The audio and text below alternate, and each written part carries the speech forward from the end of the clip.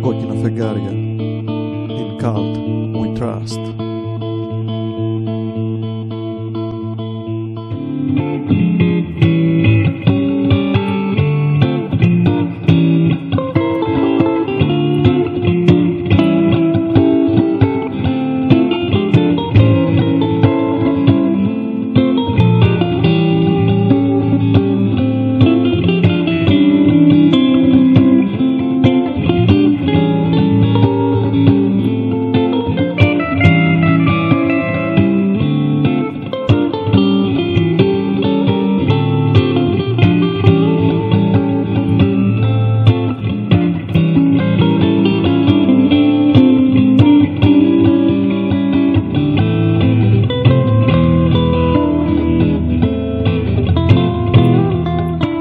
Λοιπόν, μόλις τώρα έλεγα του Αλέξανδρου ότι τι ωραίο το μηχανάκι και όταν το τελειώσει θα βάλει και τον ασποτήρα στον μπροστινό φτερό ίσιο. Μου λέει, γιατί δεν είναι ίσιος, τι δεν είναι, τον θεωρείς έτσι? Έτσι το βρήκα. Δηλαδή έτσι το βρήκες, το ξανακάνεις έτσι. Αλλήμον, να μην το πειράξουμε. Λοιπόν, Αλέξανδρε, καλώς ήρθες. Θέλω να μας μιλήσεις για το μηχανάκι σου. Θέλω να μου πεις καταρχήν πώς βρέθηκε αυτή η Βέσπα στα χέρια σου. Αυτή η Βέσπα αγοράστηκε καινούρια από ένα φίλο του μπαμπά μου και ήταν δίπλα από το σπίτι μας όσα χρόνια ήταν μέχρι το 2019 που έφυγε ο κύριος και την κληρονόμησα εγώ. Την κληρονόμησε εσύ προφανώς γιατί είπες ότι θέλω τη Βέσπα. Ναι. Φίλοι ήταν με τον πατέρα σου, περιπτώσει την πήρες τη Βέσπα, η οποία Βέσπα να σημειώσω ότι μου είπες ότι είναι πραγματικά τα 6.500 χιλιόμετρα. Ναι, δεν έκανε πολλές βόλτες αυτός. Δηλαδή ο τύπος την είχε τη Βέσπα. Την αγόρασε. Του πότε είναι το μηχανάκι? Του 82. Το 82 είναι η άδειά του, Ναι. Λοιπόν, το πήρε με σκοπό στα νιάτα του να κάνει τον ερωτιάρη, αλλά τελικά ο έρωτας δεν τον βρήκε πολύ, έτσι. Πάντως βλέπω ότι τη σελίτσα την είχε αλλάξει. Γιατί έβαζε κάτι πίσω, γιατί αλλιώς δεν την αλλάζει τη σέλα από τις Βέσπες. Τη γυναίκα του.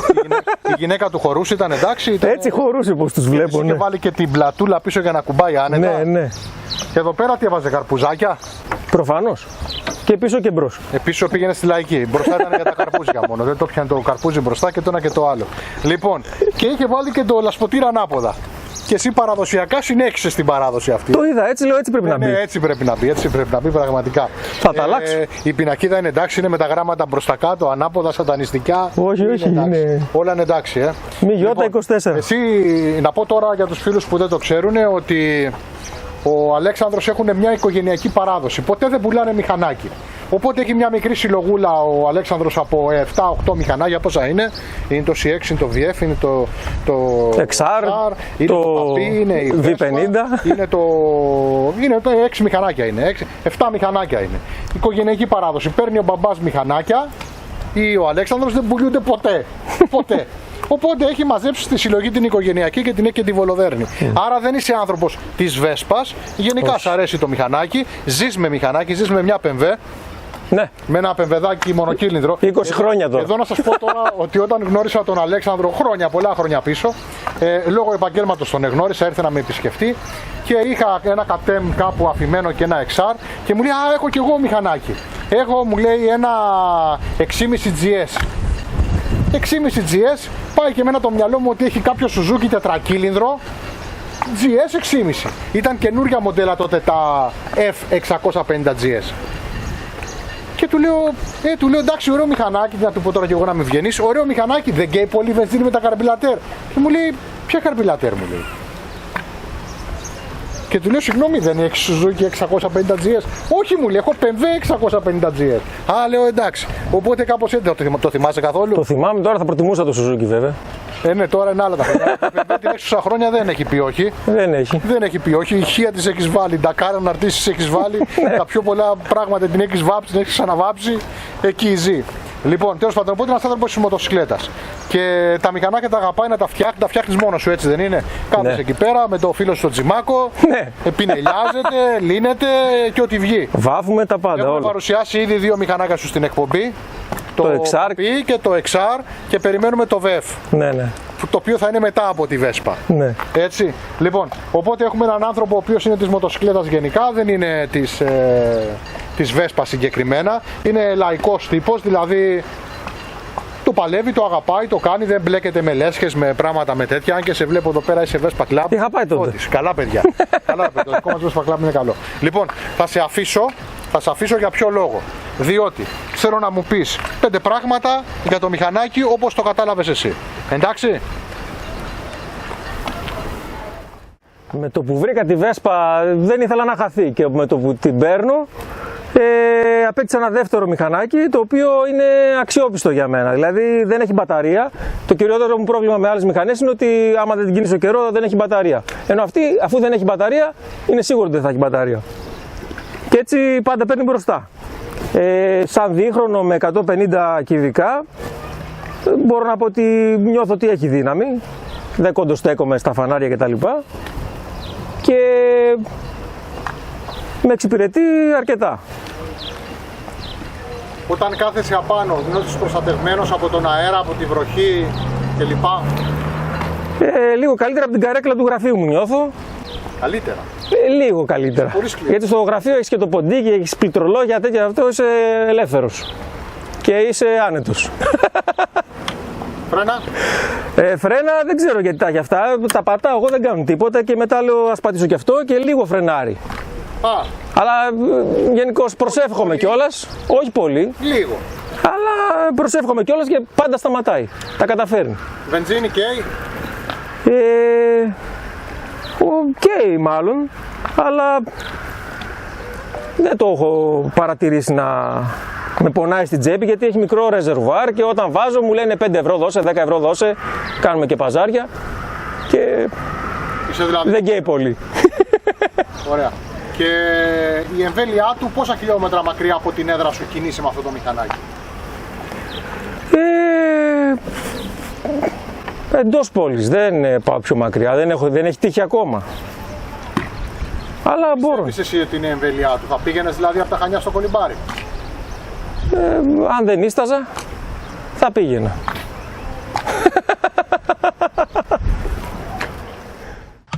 Okay, Vespa. Everything is in a correct position. Nice, I feel comfortable. Let's say, let's start it now with a kickstarter. Nice, first gear up, we are moving. Okay.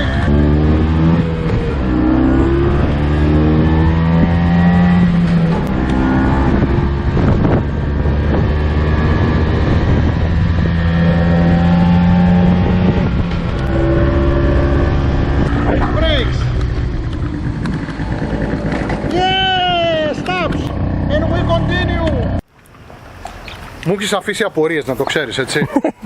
Θέλω να μου τις εξηγήσεις. Εσύ τώρα δηλαδή την καθίζεις και τη γυναίκα σου απάνω εδώ στο δίσελο? Ναι, έχει τύχει. Εντάξει, δεν έχετε πρόβλημα. Ναι. Το καρπούζι το έχει τύχει να το βάζουμε μπροστά το καρπουζάκι? Όχι, αλλά... Έλα να σου πω, μεταξύ μας τώρα. 200 ευρώ έδωσες για να πάρεις το κράνος που γράφει Vespa? Ο πατέρας. Πρέπει με κάποιο τρόπο, ρε παιδί μου, να τα βγάλεις τα λεφτά. Ναι. Να κάτσεις 5 φορές πάνω, να πας 5 βόλτες. Έτσι, την πέρασες και κταίο. Και κταίο κανονικά, κυκλοφορούμε. Δεν είχαμε πρόβλημα, δεν έχουν καύσιμα στα δίχρονα, τα παλιά μηχανάκια δεν περνάνε καυσαέρια. Το ξέρω γιατί πηγαίνω και εγώ την Κόζα και δεν την περνάνε. Δεν μου λένε τίποτα. Δεν βάζουν καθόλου καυσαέρια, οπότε τα δίχρονα τα παλιά δίχρονα, όχι τα καινούργια, τα παλιά δίχρονα δεν έχουν πρόβλημα με τα κταίο, τα περνάνε κανονικά. Η πινακίδα είναι παλιά, είναι καινούργια, τι είναι? Παλιά είναι. Είναι παλιά, είναι σώθηκε. Ναι, ναι. Οπότε δηλαδή, άμα δεν πήγαινες να παρουσιαστείς στο κταίο οικειοθελώς, ούτε θα ξέρανε ότι δεν. Αλλά έπρεπε να κάνεις μεταβίβαση. Ναι, γι' αυτό. Ήταν μεταβίβαση, ναι. Να το ξέρετε και εσείς, έχετε τις μακρουλές τις πινακίδες, δεν τις γνωρίζουν στο κταίο, παρά μόνο στη μεταβίβαση θα τις μάθουν. Σας τα λέω αυτά γιατί είμαι λίγο βρώμος.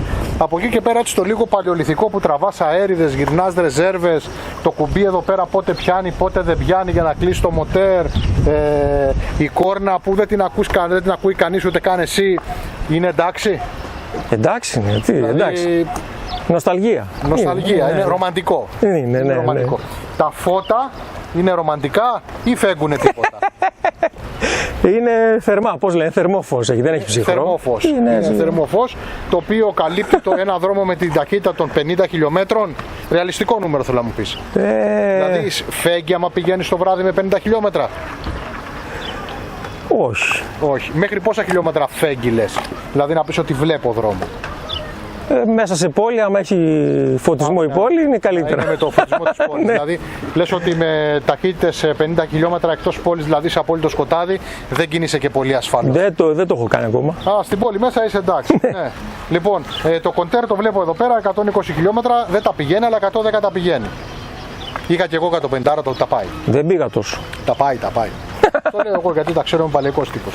Λοιπόν, αυτό το μηχανάκι που γιότανε για πολλά χρόνια, είναι η πρώτη PX, η οποία ήταν άφλαση, Piaggio, όχι LML, ούτε Bajaj, Piaggio, η οποία μετά τη δίνανε προσφορά. Είχε βγει φλασάτη, είχε βγει μιζάτη και συνέχιζε να πουλιέται αυτό το μοντέλο σαν προσφορά. Δηλαδή το παίρνεις με λίγα λεφτά. Καλά τα λέω. Δεν ξέρω. Εντάξει, για να τα λέω εγώ.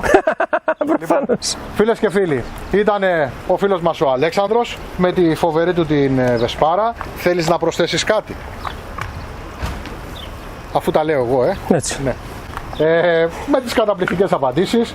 Να είστε όλοι καλά, να βλέπετε τα Γκάρας Episodes στα ελληνικά, γιατί κάτι τέτοιοι καταπληκτικοί τύποι δεν πρέπει να χάνονται. Και πού να δείτε και τον άλλο από πίσω με το κινητό που τραβάει. Δηλαδή, λοιπόν, να είστε όλοι καλά.